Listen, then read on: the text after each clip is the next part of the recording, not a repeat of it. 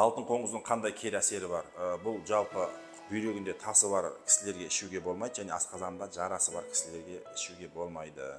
Енді жүкті әйелдерге тоже болмайды, үлкен жасы жеткен жас балдарға тоже болмайды. Осы кісілерге болмайды.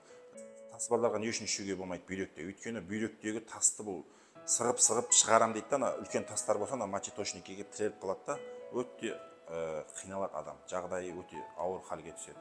Сол үшін бүйрегінде тасы бар кісілерге мүлде бермеймін. Біреулер тасын ертеді екен, түсіреді екен деп осыны беріп жүр.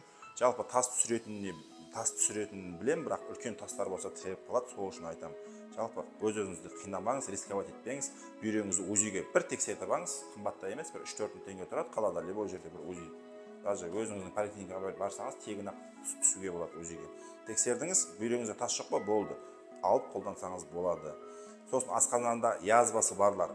Сонда шланг жұтып тексеру керек па? Жоқ, қажет емес. Просто сіз язваңызды білесіз өзіңіз. Мысалға ауырған болсаңыз, пәлен жыл язвамен ауырып жүргенде біледі өзі. Мысалға асқазанда язвасы бар екен. Оларға тамақ жақпайды, асқазаны күніге ауырып, сонда әбіржіп жүреді. Ондай жағдайлар кездеспесе, yaxshi, значит, сізде язва жоқ. Гастрит болуы мүмкін, мен гастрит жағдайда шебересіз бұны. Ал язва болмаса болды, главное. Оған шланг жұтып тексеріп қажет емес.